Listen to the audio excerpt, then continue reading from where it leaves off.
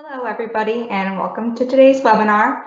I am Brittany DeSico. I am the Vice President of Sales here at Apex Digital Solutions, and joining me is Adam Henley, Microsoft Account Executive at our partner TD SYNNEX. Hey, Adam. Hello. Nice to meet everybody. Thank you for having me, Brittany. Absolutely. All right, so let's get into it. On today's agenda, we'll be covering a few different topics, what changes to expect in 2025, how they could affect your organization, discount opportunities, changes to enterprise agreements, and finally, we'll wrap up with a Q&A session. So please feel free to use the Q&A panel to submit your questions during the webinar, and we will address them at the end. All right. So recently, Microsoft has come out with quite a few updates, most of them hitting effective April 1st, 2025. First, and probably the largest announcement that they've made is a 5% increase for all annual paid monthly SKUs across all segments. So this is going to impact commercial, nonprofit, education, and government. Second price update that they've made is Teams Phone Standard will be going up to $10 per user per month. Power BI Pro will see a price increase to $14 per user per month. And lastly, Power BI Premium will see an increase to $24 per user per month. A little bit more back on the annual paid monthly announcement that's been made. So today there are two annual options, one being annual paid monthly and the other being annual paid annual.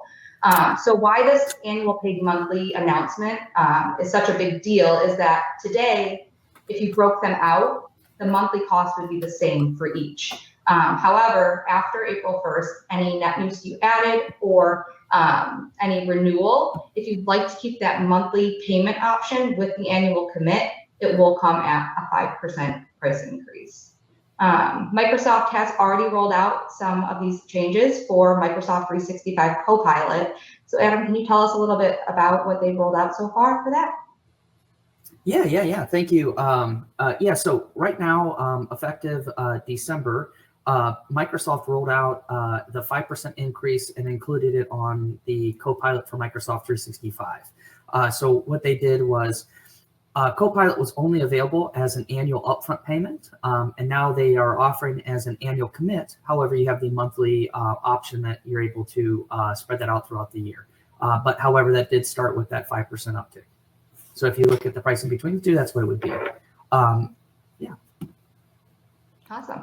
So how do you think that these price adjustments tie into Microsoft's broader strategy, especially like with the tools like Copilot? Yeah, so the price adjustments for Microsoft, their broader strategy to enhance the value of their capabilities are, part of like their investment in innovation. So Microsoft continuously invests in improving their products and services, and the price increase helps fund ongoing innovations. So for like a Copilot, for example, it will use their advanced tools, which will help leverage AIs to enhance productivity and efficiency. And then also their enhanced secure features and services will also help with the price adjustments because, like, take for example, Teams Phone Standard and Power BI, they're designed to provide a more value to each of their users. So it's going to help justify the new price increases. So they're going to be uploaded with a whole bunch of new feature sets that they didn't have beforehand. So yeah, and it's also going to help encourage customers to be on more annual commits. So, this is going to help with their, strategy moving, like their fiscal budget and stuff like that. It's going to be a little bit more, stability and predictable, both for, for Microsoft and also with its, customers itself. Awesome. All right. So why do these changes matter? Obviously, Adam just dug into a lot of the reasoning behind the Microsoft pricing increase. There's going to be a lot more features and functionality with these SKUs, so that's exciting news. However, these will be directly impacting your IT budget. So with everything we've talked about so far, between the 5% increase and then the individual SKU price increases, it really could add up quickly. And your organization, may not have been planning for this. This was a fairly recent announcement. And so many organizations have already budgeted for 2025. So this definitely is going to be a pivot for some organizations. So with the changes approaching soon, it's super important to start discussing what the impact will be to everybody here on the call. So we really wanted to make sure that everybody was equipped to start, thinking about these things and making decisions to see what the impact will be to them. I guess, Adam, what would you say that you would give as advice to organizations that are preparing to be impacted by these changes after the April 1st deadline? Sure. Yeah. So, I think the biggest thing is to make sure that you review your current subscriptions. So just, conduct a thorough review of all your Microsoft license and subscriptions. Take a look at, when they're coming up for renewal, because you more likely have multiple dates. Also, think about your budgets. If your budget isn't already accounted for the 2025 year, think about, maybe would it save, is it going to be worth it to do the upfront payment to save that 5%? Or, maybe you just stick with the 5%, increase and just just chalk it up to, unfortunately, that is, it's cost of business. Or even look at new features. And also, we'll be talking about some upcoming promotions and stuff. So, hopefully, leveraging some of these promotions and, just, taking a look at your overall infrastructure and your subscriptions, maybe that will help consolidate and help you, be in a better, path, with these upcoming changes.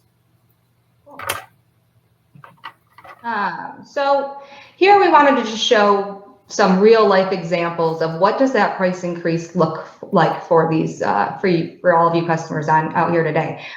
So if we take a look at just the annual paid monthly SKUs with the 5% increase, let's say that you decided that you still wanted to stick with that the annual commitment but paid monthly, and you had a cost of $264 per user per year. With that 5% increase, you're looking at about $1,300 per user per year. And so, that's not a small amount. So it's definitely something that needs to be vetted thoroughly to make sure that you guys are making the right decisions on annual paid upfront or annual paid monthly. And then two other things to note, these examples show Teams Phone Standard and Power BI Pro and what the impact of just the price increase looks like. And so price increase alone is going to be adding about $2,400 per user per year. And that doesn't even take into the account that is price increase is for annual paid annually. So that's the price increase there. And then for these SKUs that are going to be having individual price increases, you should expect another 5% increase if you choose to do the annual paid monthly option there. So, when you kind of take a look at it in a real life scenario, this is definitely going to be an impact to the budget. So Adam, when we talk, we've talked about a few of the individual SKUs that are having some price increases, Teams Phone, Power BI Pro, others. Which one do you think is going to have the biggest operational impact on organizations today? Brittany, it just depends on, each organization's kind of go-to-market and how they use these specific products. But, for example, Power BI, this tool is widely used for like data and analytics and reporting. So the increase to $14 per user per month, it could be a significant impact some organizations that are, really heavy on data-driven decision-making. Or, let's say you're, for Teams Phone Standard, increasing to $10 per user per month, this could really be an impact organizations that use Teams, primarily for their communication needs. This cost could, lead to reassessment of communication tools and strategies. So, you just kind of, I got to go back to what we initially said a couple of slides ago is, you just need to look at your infrastructure, figure out, all your licensing needs and there is a possibility that maybe we can consolidate or, we can help you consolidate those, licenses to something that would fit you a little bit better. Yeah, absolutely. Especially when I think about Teams Phone Standard. I mean, there's so many different calling options that can help, that you can add on to continue to use Teams Phone. So for sure, I think that's just key to start having these discussions and looking at the options. All right. So back to Microsoft 365 Copilot. So Adam, you touched on the changes that were announced on December 1st of last year. There was an announcement that since Microsoft 365 Copilot has come out, it has traditionally only been offered paid annually, and now they've offered this annual paid monthly billing option.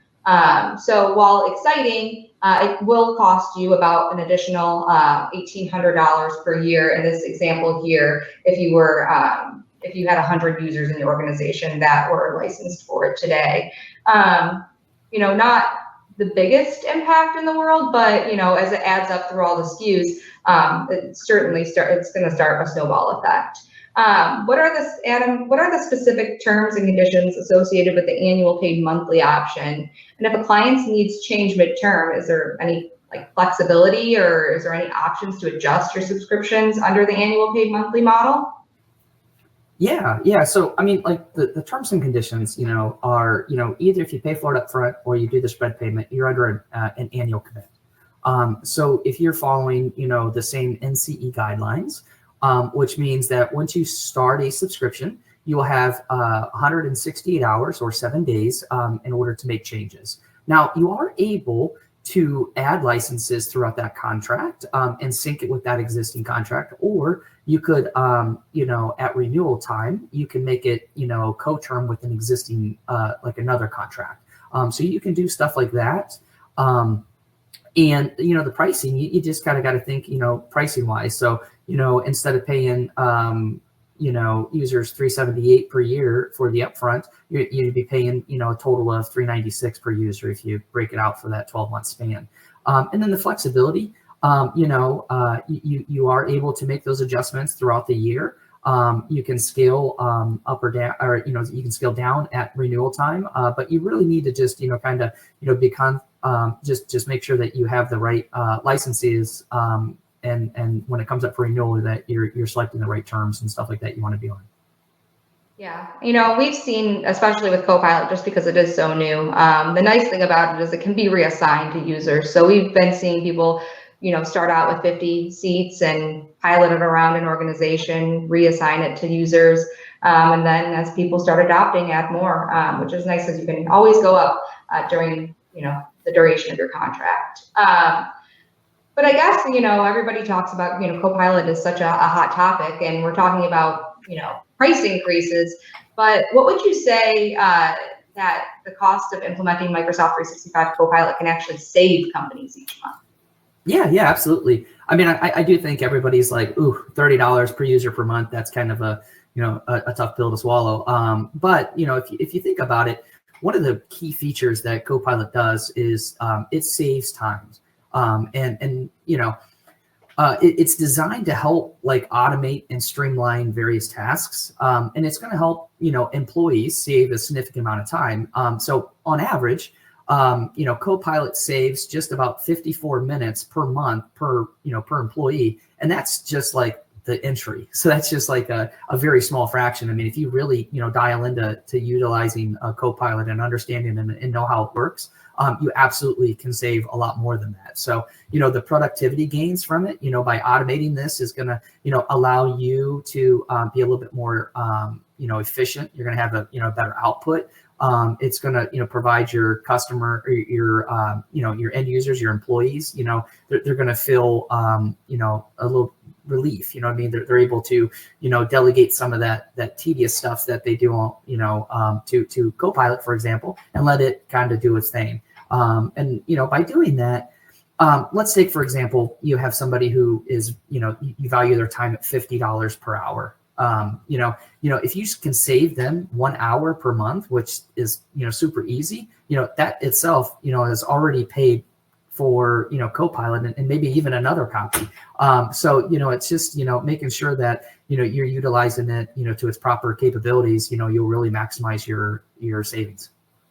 Awesome. Yeah, obviously that's super intriguing to organizations. And I know that you guys offer a lot of programs when people are purchasing licensing for Copilot for just training and informational. So I know we're always trying to get those out to our clients that have purchased Copilot so that they can understand how they can best utilize it and get that return on investment, just like you were talking about. Absolutely. So we've talked a lot about price increases and changes. So to kind of change the mood, we're going to talk a little bit about a couple of discount opportunities. So recently, Microsoft has announced a 15% discount on Microsoft 365 E5 licenses. This applies to both the annual paid annually as well as the annual paid monthly billing option. As of right now, it is available from January 1st to June 30th.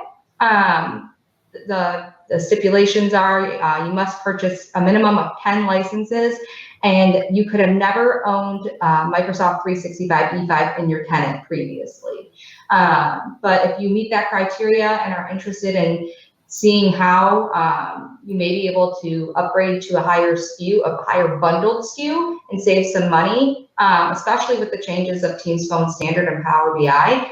Those are both included in Microsoft 365 E5. So maybe it makes sense to go to that bundled SKU, get those two included.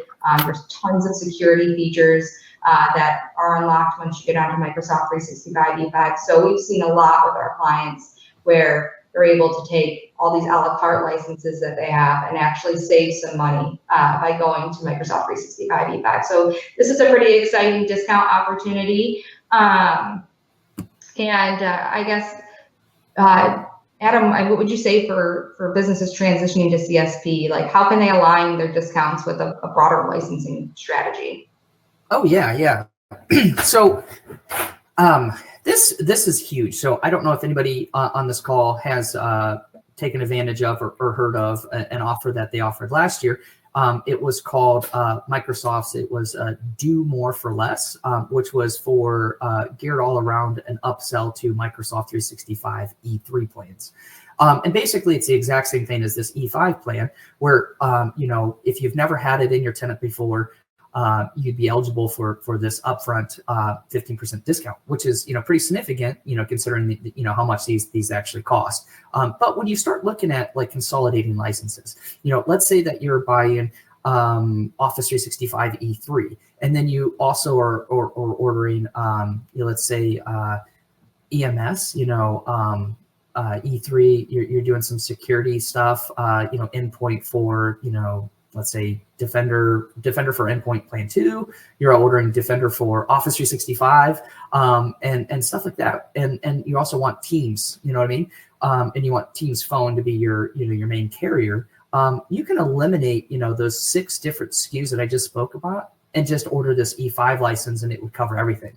And since you haven't already ordered this beforehand, you qualify for that 15% off discount. So it's even better. And once you order that, you're think of it as like price protected. You're price protected for a whole year. And then you can add as many licenses as you want. And then after that, it would then renew at the current, pricing. But that's not it. I mean, you also have that Do More for Less program I talked about with that E3. That's still available right now. So, you can always, upgrade to the E3 license. We have other promotions that are going on. There's a Microsoft 365 Copilot license. So kind of the same thing there, except you don't already have to have it. It's just net new, or new licenses, I should say. So, and it's 15% off as well, but there's a minimum of 10 seats for that. So, if you have some opportunities for Copilot and stuff like that, I would definitely reach out to Brittany, and we can kind of talk about, how we can, be strategic about all these different discounts and promotions and see what we could do to, make sure that you're kind of maximizing, these things. And there's also another one for business premium as well. So, I really am I'm really good at, figuring out, how we can help the end user, which would be yourself, save money. And I'm all about, taking away from Microsoft and utilizing these programs. A lot of them stack up against each other. So, I encourage you to, reach out to them, and we can figure out the best way to kind of help save you guys money and make sure that you guys have the, the best tools. And, you're only going to get better security measures. You're going to get maybe even Windows licensing, Teams Phone and stuff like that. So. Awesome. I'm all about a good deal. All right. All right. So far, we've discussed quite a few changes that are coming to Microsoft licensing. And I'd say the top 3 things to do next would be review your licensing. So what's being used and what isn't. If you have unassigned licenses, making sure that you're taking care of that. And then when it comes to time of a renewal, you're reducing your counts. So you're only licensing yourself for what you need because, as you know, you can never go down, but you can always go up. License optimization is also key. We just talked a lot about that. So taking a look at the different licensing that you have for your employees and doing some analysis on, does purchasing a bundle license make more financial sense for your organization? And I will add on, it's not even just looking at your Microsoft licensing. It's so often we see clients with third-party tools, but they're buying, let's say, E5, and it's like they're double paying for some sort of security tool or any other sort of third-party tool, and we're able to just right off the bat kind of eliminate not only some complexity by using a third party, but then eliminate them paying for something that they already own today. And then the last thing that I would recommend would be working with a licensing partner, such as us. We do a ton of these types of assessments with our clients, both at renewal or at their request during mid-year if they're budgeting. We're always happy to sit down and take a look at what you're licensed for. Is it the appropriate licensing? Do you have duplicacy? Is there a better way to be licensed? And so we love helping our clients find a way to just get the most return on investment because we know that this is a really big investment that they make every single year. And it's key to a company's productivity. Yeah, and just to kind of go off of that as well, Brittany and her team is phenomenal. They can help, with that consult and just kind of get you to make sure that you guys are in the right place. But they also can utilize my team as well. And we have experts across the board. So, if it's Intune, if it's Power BI or Fabric, if it's, you're looking at, some pretty technical stuff. I have engineers. My team is about 280 strong. And we have, about 80 of those are, actual technical engineering things. So, if you need somebody to talk to you about phones or anything like that, please reach out to them. My team is, just a, pass through them, and we'd love to kind of help, earn, your business and stuff like that to help, kind of make sure that you're on the right path. Yeah, no, that's a great point. We love to utilize all of our resources at TD SYNNEX, so they're always a great help to both us and our customers.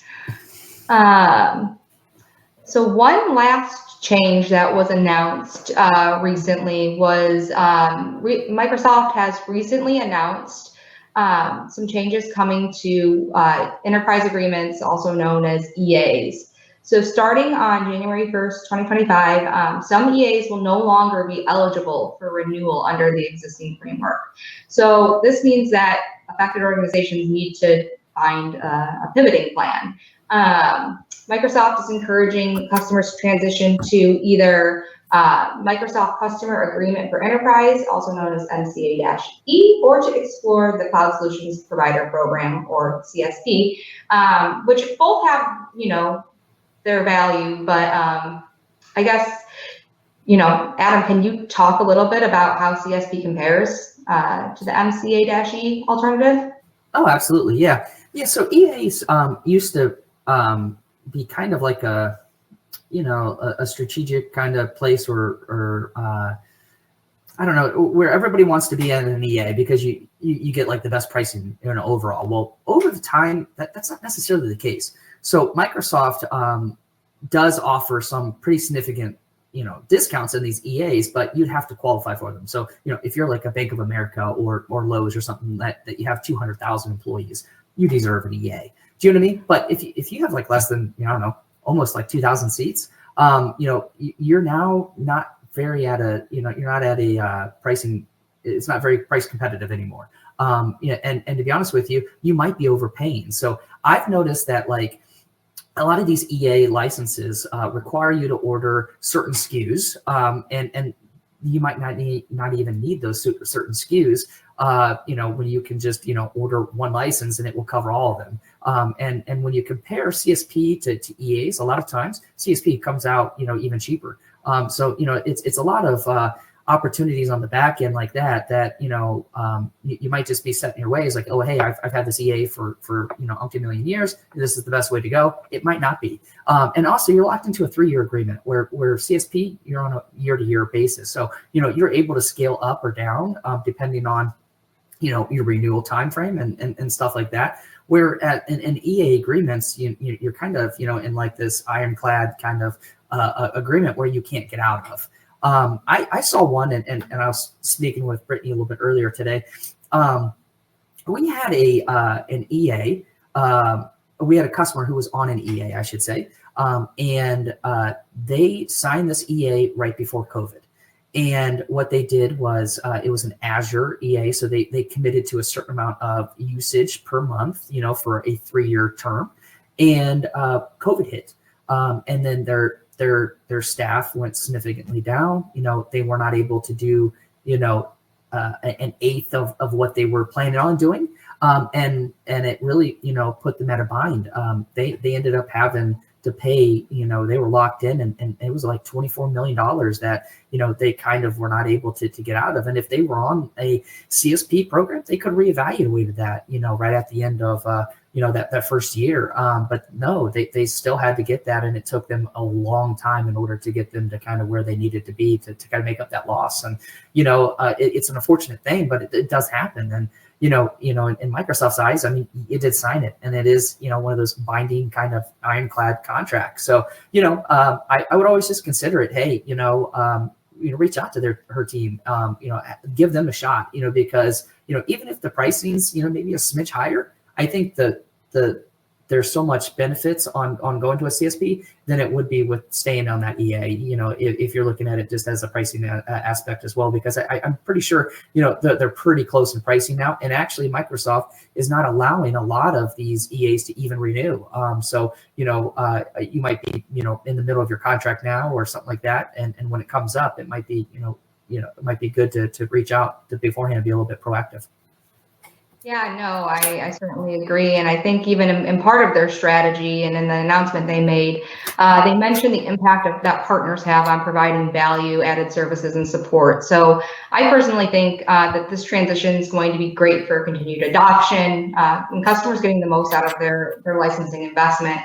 We've brought a few clients from EA to CSP along with TD SYNNEX. They've been great to help in the transition, have made it seamless, but we've seen the impact, the positive impact that going from an EA to a CSP has had on some of these organizations, just because we're able to give them the attention and the growth suggestions and opportunities that they deserve.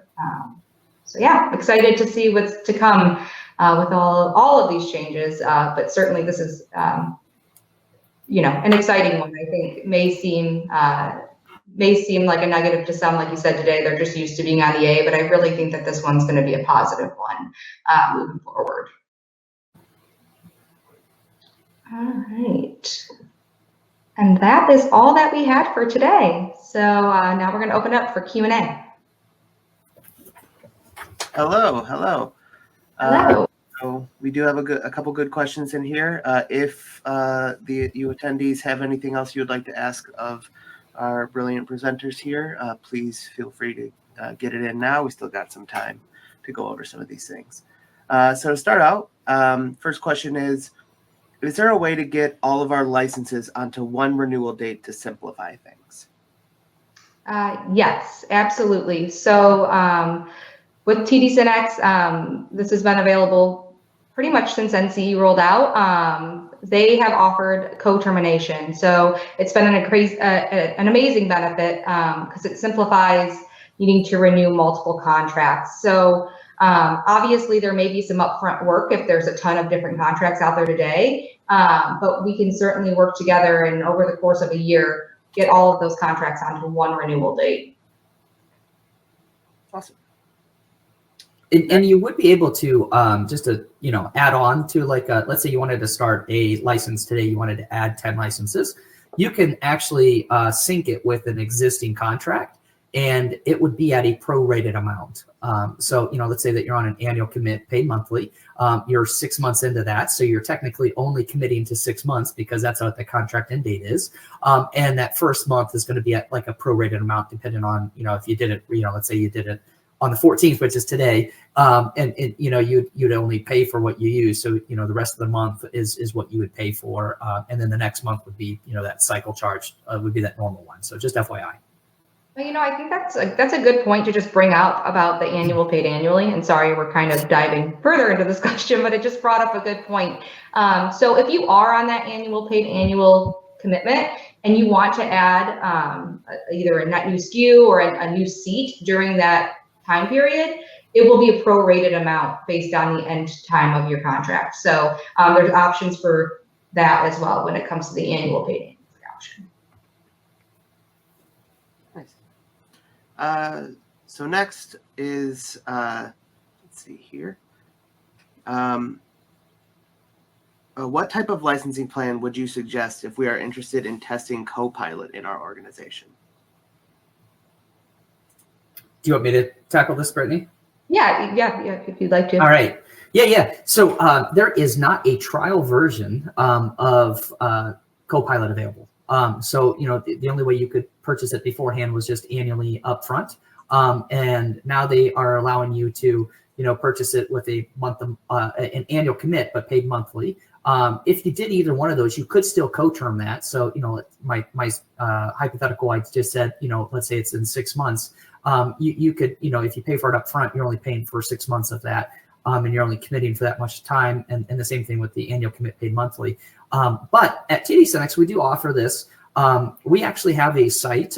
It's called Copilot Labs, where we have 3 different tenants where we would allow you to demo it and try it out and see what you think about it. We can host up to 25 people. And what we would do is it's a 4-hour session. The first, let's say 35, 45 minutes is talking about Copilot, what it is at a kind of an overview. If you guys are all experts on it, we can bypass that if we wanted to. But, it's just kind of neat to kind of get on the right people and talk about Copilot, talk about what the benefits are, what it is. We can get pretty technical or we can just keep it pretty basic if you'd like. And then after that, everybody's assigned a username. So I could be Sally, so I log in as Sally, and I would then use Sally's credentials, and then I would bring up Excel, for example, and then we would then run some prompts. We would use Copilot to ask it certain questions to get some type of responses that's using Copilot. And we could talk about Copilot, a lot. We have plenty of time here and stuff like that too, if needed, and stuff like that. But nobody has a demo available, but we would be able to. And Brittany and her team can utilize that team for doing it. And we have 3 sites that does it. It runs 24/7. It's our global. So, it is being ran at 100% right now. All 3 sites. We're about 2 or 3 weeks out on one of them and about 2 months out on the others. So, just let us know. We'd have to get some time in, but we can absolutely, get something in the works for you. Next is they're talking about E3 and E5, but we have A3 licensing. Does this webinar not apply to us? Are there any takeaways that someone with education or an A3 license? No, it does apply. This is across all segments. So while the promotions are running for M3 and ME5, the impact of annual paid monthly and annual paid annually will roll through to academic licensing as well. Yeah. So you guys are going to have your academic discounts or nonprofit discounts already, applied to your tenant. This is just going to take effect on that April 1st. You're going to have a 5%, kind of uptick in that cost. Now it is lower, but it is effective as well. And maybe what I'll do is let me see if I can clarify this just a little bit. So right now, when you order a license, let's say we ordered a license, we started out fresh today. Okay, I am price protected for that subscription for a year. All right.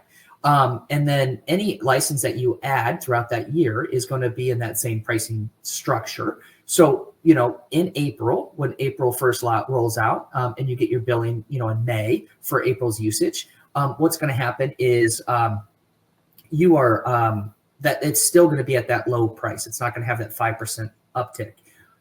You fast forward to a year from today, so 1/14/2026, when this comes up for renewal, is going to be, okay, what is the new price? And that new price is going to have that 5% uptick, because that happened, technically after the April date. So that's that, but that's going to be for anything. So if you're in an existing contract, that's why we would like you to kind of take a look at and be, kind of strategic about thinking about when these renewal dates are. So, if it's at the, if it ends in September, October, that's fine. You're not going to get that uptick, but in that September, October timeframe is when those are going to start to kind of increase from there. Another point of clarification one of our attendees is looking for is, what is the major change Microsoft made that made an existing EA non-renewable? That's just up to their. They really are focusing more on the CSP world, which is the cloud solution providers. Which myself on the distribution level, that's what I am, and Brittany and her team is on the indirect reselling aspect of that CSP program. So Microsoft had a ginormous team. A huge team that handles all this, and they're really pushing everything to the CSP program. They would like us as CSP people to help do the tier 1, tier 2 support, kind of help educate them, kind of get on these calls, do webinars like we're doing right now, kind of doing a lot of this stuff on behalf of Microsoft in order to kind of get that. And by doing that, they're going to start kind of shifting some of this business this route. So there's no rhyme or reason. There's nothing technically official. And I'm sure it's going to be, but when you get these EAs and you're not eligible to, and you're not eligible to renew, that's when we would highly recommend that you would contact the Apex team and say, hey, what are my options? And even if it's not that, or maybe you are able to renew it, I still would reach out to them and say, hey, what are my options? Because like I said earlier, I've seen this. I couldn't tell you how many times. They're buying licenses just to buy licenses. You know what I mean? It's like you're just spending money to spend money, and it's like you don't need that. You can get by with this license and be this, and you can save a lot of money by doing this. And we just Brittany and I, we just worked on a huge opportunity. I mean, we're talking 1,700 seats. And it saved them a significant amount of money compared to what their original EA was. So, hopefully that kind of helped answer your answer. I mean, there's nothing, specific that they said, or, maybe you didn't do anything wrong. It's just, they're just trying to consolidate to be in a different channel. Yeah. I think growth through partners is their biggest thing. Like, that's how they have the largest reach, because there's so many clients out there that are on Microsoft. And so, growth through partner. And the other thing that I will call out is, if you are on an EA and you are eligible, just like Adam said, for renewal, and you chose to go to CSP, or if you're on an EA and you aren't eligible for renewal, because we are a Microsoft partner here at Apex, we have access to all of the account managers and all of the resources from incentives and stuff like that. So we're still able to take advantage of a lot of the incentives and the benefit of being an enterprise level account. So that's something to keep in mind as well. But we're just going to be maybe just a smaller touch, or we'll have a higher touch and a greater impact, just because there's more partners that are able to support these clients. Well, that was the last question that I had in the queue. Thank you guys so much for your insights. And if anyone in the audience has any more questions, I think the next slide's a great way to get some answers to those. Awesome. Thanks, everybody. Yeah. Thank you, everybody. I appreciate it.